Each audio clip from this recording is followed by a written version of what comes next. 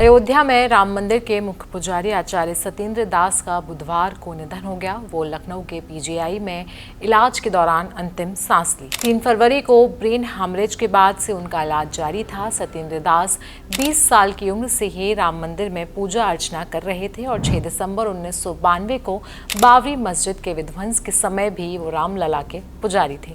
नमस्कार, मेरा नाम है आयुषी और आप देख रहे हैं जनसत्ता।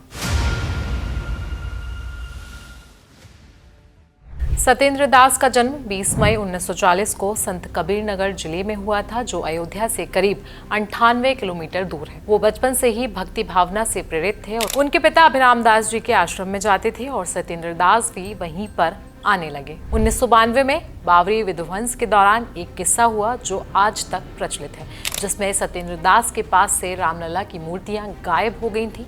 इस घटना से जुड़ी कई महत्वपूर्ण बातें हैं। जब 1949 में रामलला की मूर्तियों के प्रकट होने का दावा किया गया था, जब 22 और 23 दिसंबर की रात विवादित ढांचे में रामलला की मूर्तियां देखी गई, उस समय अयोध्या में भव्य भजन का शोर गूंज उठा और पूरे देश में ये खबर आग की तरह फैल गई। अभिराम दास जी, जो सत्येंद्र दास के गुरु थे, उन्होंने 22-23 दिसंबर 1949 को राम, लक्ष्मण, भरत, शत्रुघ्न और सीता की मूर्तियों के गर्भगृह से प्रकट होने का दावा किया और इन्हीं मूर्तियों के आधार पर राम जन्मभूमि का संघर्ष शुरू हुआ।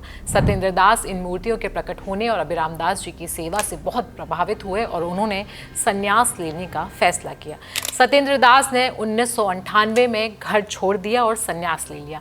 उनके परिवार में 2 भाई और 1 बहन थी, लेकिन उनकी बहन का निधन हो चुका था। उनके पिता को जब ये मालूम चला कि उनके बेटे संन्यास ले रहे हैं, तो उन्होंने कोई आश्चर्य नहीं जताया और आशीर्वाद देते हुए कहा कि एक बेटा घर संभालेगा और दूसरा रामलला की सेवा करेगा।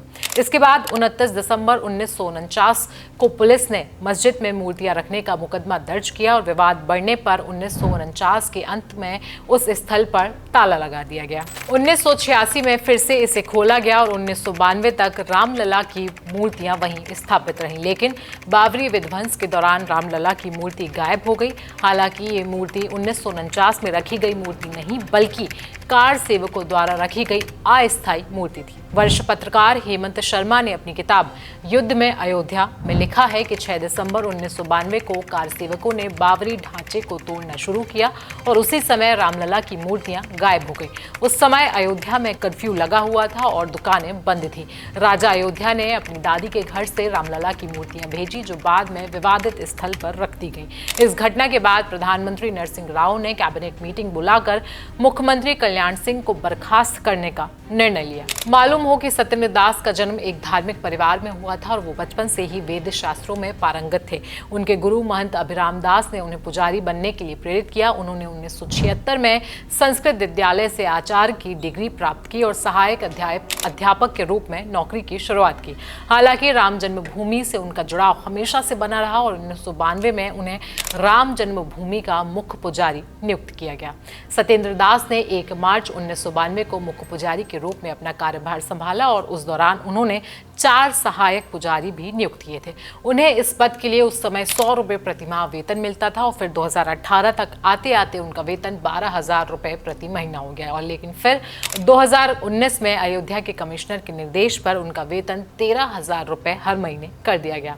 रामलला की सेवा करते करते उन्होंने अपना पूरा जीवन अयोध्या में बिता दिया, जिस वजह से उनका अंतिम संस्कार भी सरयू किनारे किया जाएगा। मालूम हो कि सीएम योगी ने भी सत्येंद्र दास के निधन पर शोक जताया है और उनकी याद में पोस्ट करते हुए लिखा, परम भक्त श्री राम जन्मभूमि मंदिर श्री अयोध्या धाम के मुख्य पुजारी आचार्य श्री सत्येंद्र कुमार दास जी महाराज का निधन अत्यंत दुखद एवं आध्यात्मिक जगत की अपूर्णीय क्षति है। विनम्र श्रद्धांजलि। योगी आगे लिखते हैं, प्रभु श्री राम से प्रार्थना है कि दिवंगत पुण्यात्मा को अपने श्री चरणों में स्थान दे तथा शोक संतप्त शिष्यों और अनुयायियों को ये अथाह दुख सहने की शक्ति प्रदान करें।